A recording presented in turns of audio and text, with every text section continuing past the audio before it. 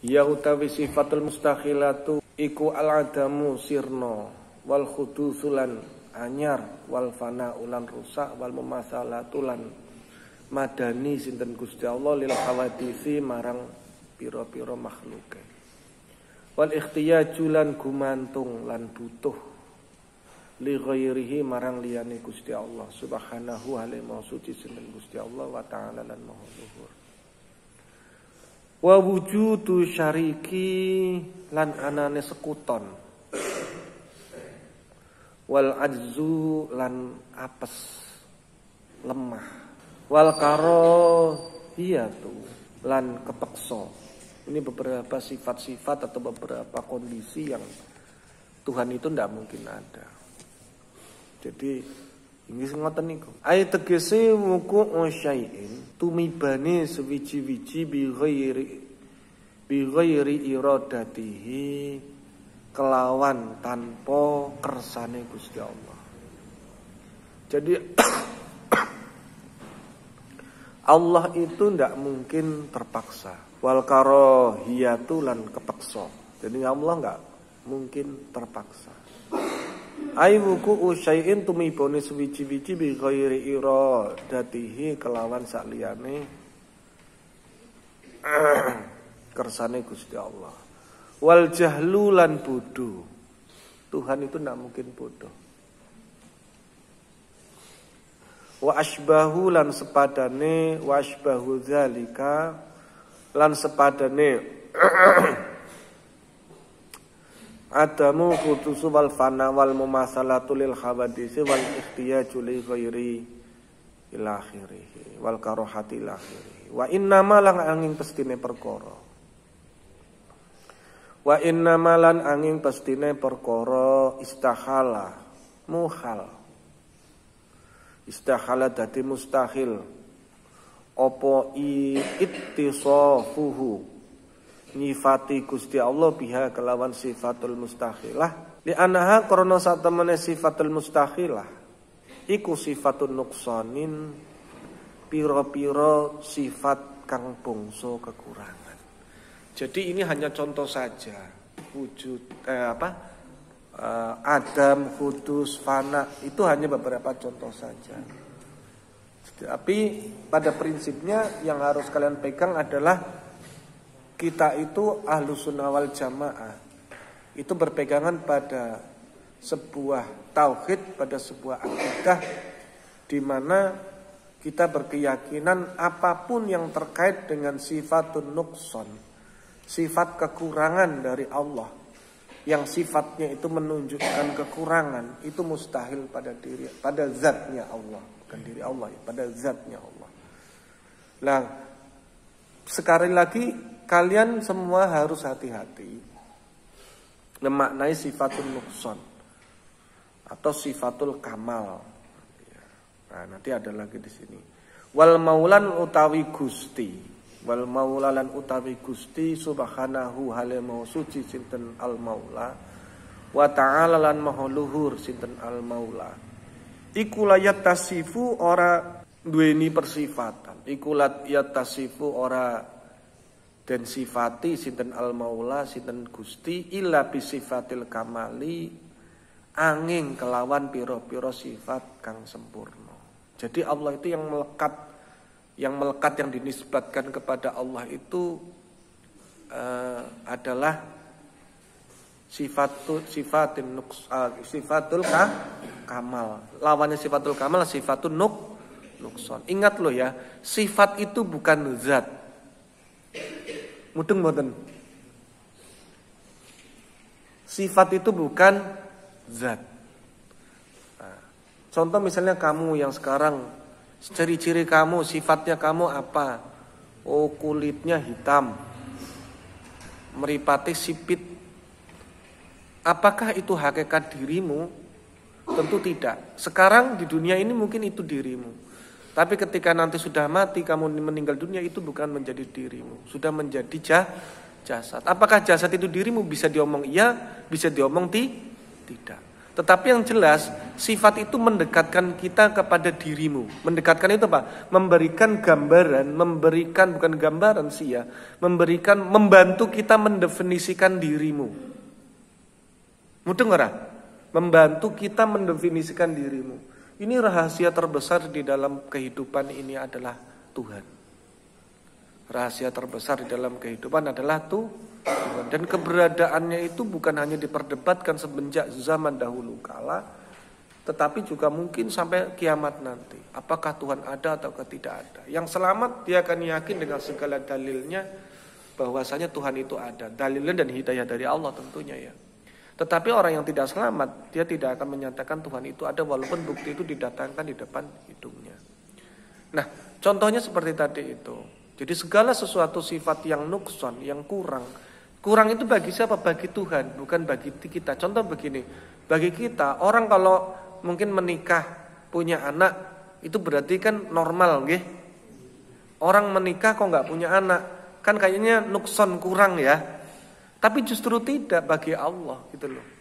Allah, ketika Allah itu wahdaniyah, justru dia Allah. Tetapi ketika Allah itu kok memiliki anak, maka gugur ketuhanan dia. Mudeng-mudeng. Jadi apa yang kita anggap itu sempurna dinisbatkan terhadap kita, tetapi ketika dinisbatkan kepada Allah, justru kesempurnaan itu tidak berlaku. Contoh misalnya, kamu sekolah biar apa? Pinter. Aneh nggak diantara kalian nggak sekolah kok tiba-tiba bisa bahasa Inggris, bisa teori fisika kimia? Aneh nggih? Justru kebalikannya Allah begitu. Kalau Allah kok ternyata alimnya Allah, ilmunya Allah dengan cara belajar, maka dia berarti bukan Tuhan. Allah kok sekolah di man misalnya, enggak mungkin. Enggak mungkin. Nah, justru aneh ketika Tuhan itu kok sekolah, justru gugur ketuhanan dia. Loh, lumrahnya orang pintar ya belajar, tapi tidak untuk Allah gitu loh maksudnya. Nah, itu disebut dengan sifatul kamal. Allah itu sempurna. Dan ini bukan hanya sekedar apa yang disebutkan di dalam kitab ini saja, tetapi yang tidak disebutkan seperti tadi saya terangkan itu kan tidak disebutkan secara terperinci ya. Tetapi garis besarnya itu seperti itu. Nah, sifat mustahil itu prinsipnya adalah sifat yang tidak mungkin ada pada zatnya Tuhan. Zat itu hakikat. Yang tahu itu siapa? Yang tahu hanya Nabi dan para aulianya Allah. Dan itu diberitahu Allah secara langsung. Bagaimana caranya? Wallahu a'lam.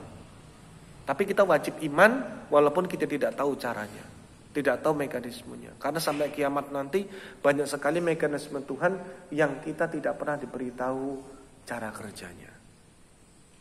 Contoh misalnya cara kerja apa? Di sini ada anak IPA enggak? Ada ya. Kenapa jantung itu berdetak? Kalau kenapa darah mengalir, kenapa paru-paru bergerak itu masih bisa diterangkan. Iya enggak? Kalau kenapa paru-paru bergerak masih bisa kalau darah mengalir masih bisa tapi kenapa jantung itu berdetak? Apa yang menjadi generatornya jantung? Darah, enggak. Darah itu justru digerakkan oleh yang menggerakkan jantung itu apa? Enggak ada yang bisa menerangkan. Apa? Gak ada. Terus kenapa kalian kok masih bisa hidup? Nah, itu masih bisa diterangkan. Masih bisa diterangkan. Kita di mana keterlibatan kalian dengan dunia ini? Di mana keterlibatan kalian, Mbak, dengan alam semesta ini? Keterlibatanmu di mana? Dasar keterlibatanmu bernafas, ya. Ya, makanya ambekanku diarani tali nyawa. Tali nyawa antara menghubungkan jagat jembar, makrokosmos karo jagat alit, mikrokosmos. Nah, yang menghubungkan jagat jembar dengan jagat alit itu adalah talinya. Kita terlibat di semesta ini dengan cara bernafas. Kalau kalian bernafas, tali nyawane pedot, maka kalian sudah tidak dihitung lagi sebagai peserta alam dunia. Ya begitu. Sin soal akhbirni. Kula aturi paring kabar. Akhbirni kula aturi paring kabar sironi marang ingsun. Anil asyai saking pira-pira perkara. Allati ya asya. Allati ya perkara ya juzu kang menang. Apa suduruha apa jenenge? Apa suduruha metuki sewiji minal maula saking Gusti. Subhanahu halimau suci al maula wa ta'ala lan maha luhur sinten al maula. Jim jawab ya utawi al asya'u allati yajuzu suduruha minal maula, atau yang disebut dengan, kalau tadi awal adalah sifat mustahil, ini disebut dengan sifat jaiz. Ya utawi al asya'u allati yajuzu suduruha minal maula subhanahu wa ta'ala iku fi'lul mumkinati, ngelakoni agawe, betul bisa juga fi'lul mumkinati agawe perkara kang mungkin. Iku fi'lul mumkinati agawe perkara kang mungkin, itu bukan wa tapi au. Kalau wa nanti distorsi ya, au tarkuha. Di situ apa tulisannya? Hah? Au tarkuha. Kalau wawu itu di sini wawunya wawu atof, nanti melakukan dengan tidak melakukan dilakukan bersama itu suatu hal yang mustahil. Loh, berarti Allah terpaksa nggak terpaksa gini loh. Antara Allah menentukan ya dengan tidak, Allah itu tegas. Jadi gini, pilihannya 4 sih ya. Ya, tidak. Ya, tidak. Apalagi pilihannya? Abu-abu ya? Abu-abu ya, abu-abu tidak. Ya gitu. Hah? Tapi semua itu pilihan A atau B gitu ya. Jadi Allah itu nggak mungkin gini. Siapa namanya? Hah? Ibnu. Antara Ibnu diberi kehidupan dengan Ibnu dimatikan, itu nggak mungkin Ibnu dikasih keputusan itu bareng. Mudah ngerah. Kamu saat ini Allah memutuskan kamu hidup, di samping Allah memutuskan hari ini kamu hidup, Allah juga memutuskan kamu saat ini mati gitu loh. Jadi Allah tuh nggak mungkin memberikan sebuah keputusan kudroh yang kontradiktif, yang ambigu. Nah itu nggak mungkin. Allah itu tegas, A A B B. Loh, sumama dia hidup dalam kematian atau mati dalam kehidupannya gimana? Itu kan istilah. Tapi itu salah satu bentuk keputusan Allah yang lainnya. Tapi keputusan Allah itu pasti qat'i, jelas. Gak mungkin Allah itu abu-abu. Antara mengizinkan dia jodohmu dengan tidak mengizinkan jodohmu, Allah mem-PHP itu gak mungkin. Pasti tegas Allah. Angger jodohmu, angger iya, angger ora, ya orang mungkin iya. Angger ora mungkin, ya angger iya orang mungkin ora. Allah itu begitu. Gak mungkin Allah itu dualisme. Nah, itu tidak mungkin. Nah, maka di sini menurut saya gitu, menurut saya ya. Nanti kalau kamu maknai, dulu guru saya waktu ngaji dibaca au, sebab guru saya juga dulu dibacanya au juga gitu, diterangkan. Ini saya tandai. Saya ngajinya kapan toh ini?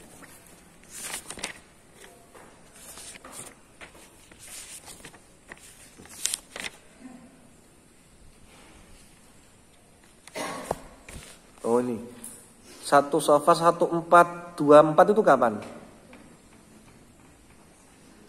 1424 itu tahun kapan itu? 2000 berapa? 1424, sekarang 1444. Berarti berapa? Tahun berapa?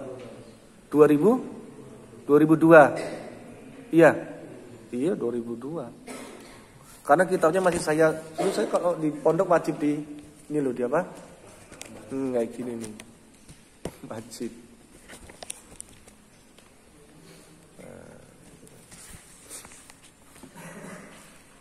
Au tarkuha utawa ninggal ing fi'lu. Au tarkuha utawa ninggal fi'lu.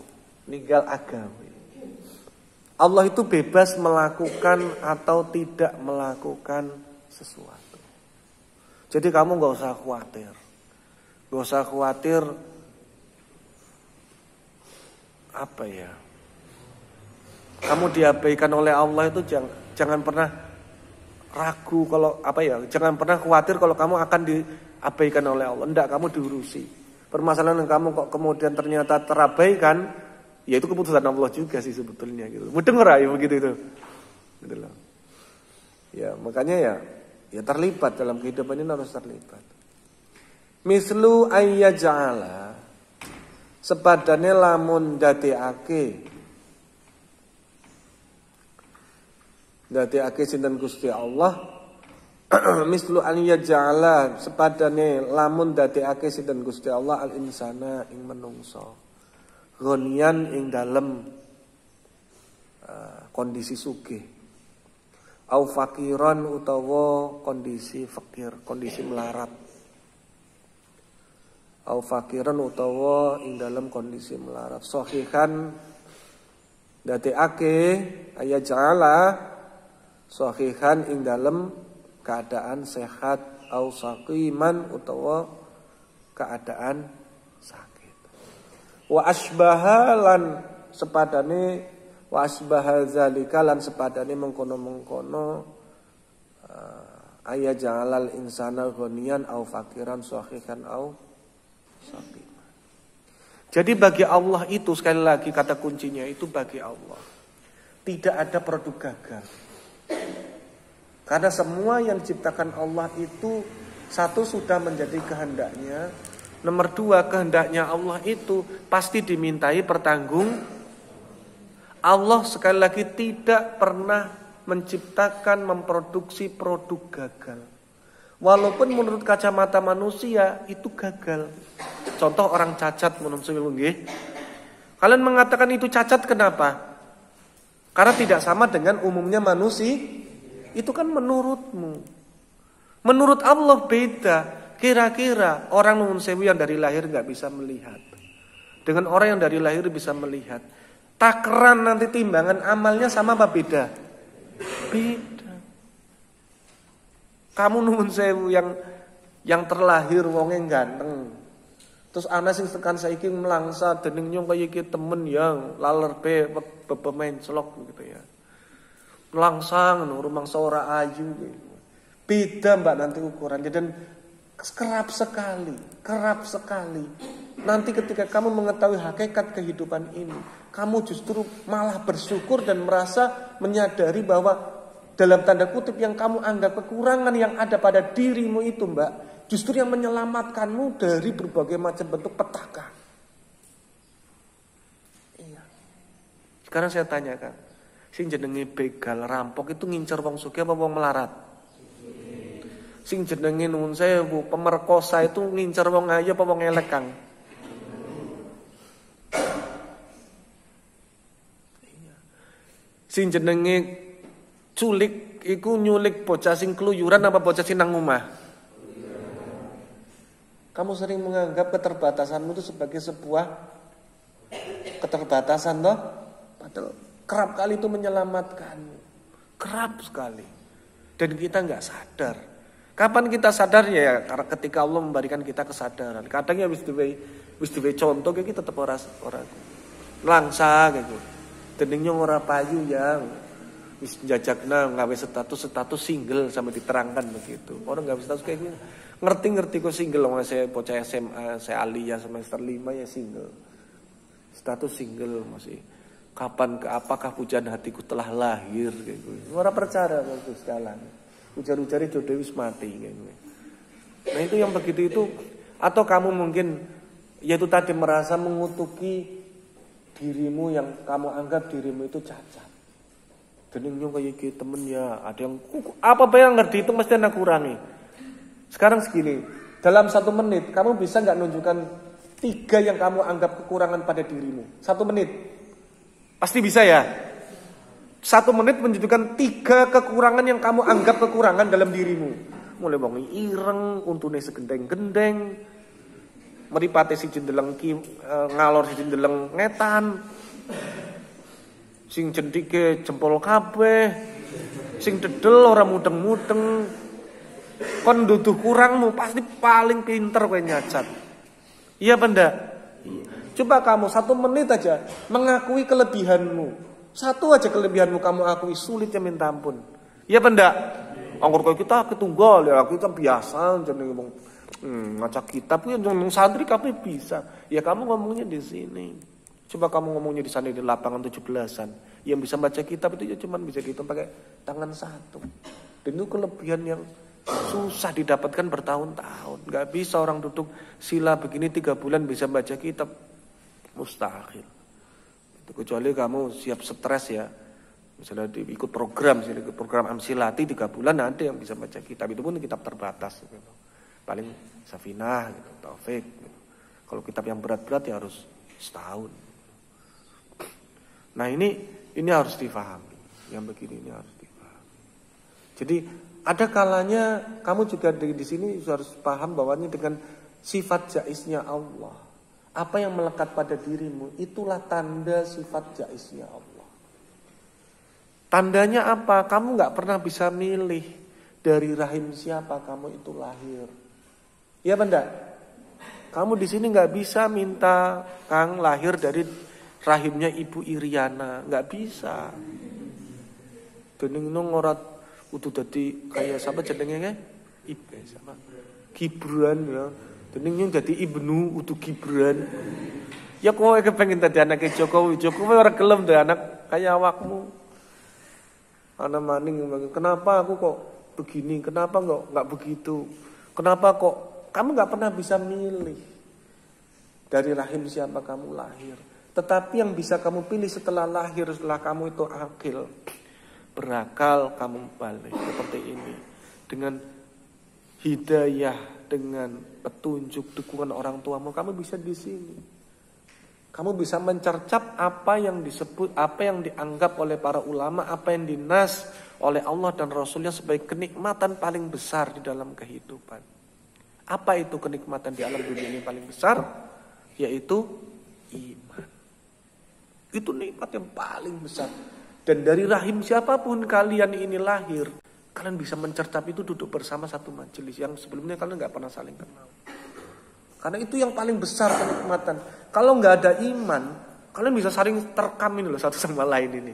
Gitu Mbak. Iya. Kalau gak karena iman, kamu gak mungkin pecian sarungan. Kalau gak karena iman, ya ini yang buat giring kamu bisa duduk ini. Nah kalian ini karena dari gejala-gejala iman tadi itu, kalian nanti yang di masa depan yang akan, tapi gejala loh ya.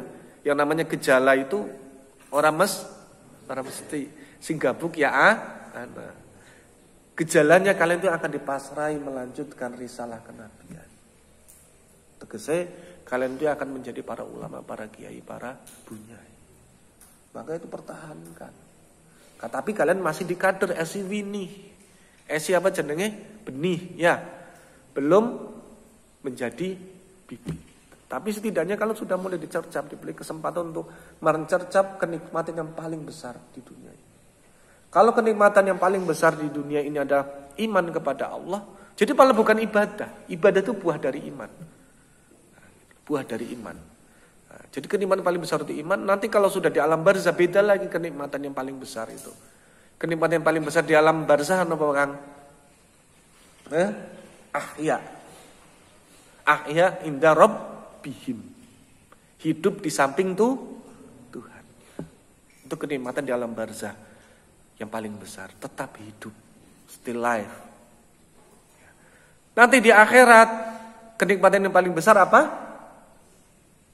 Riyatul lizatil, melihat zatnya Allah.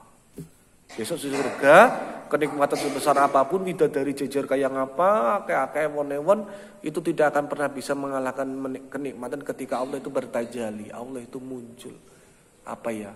Ya muncul, bukan menjelma, ya Allah muncul, tajali, ngedek.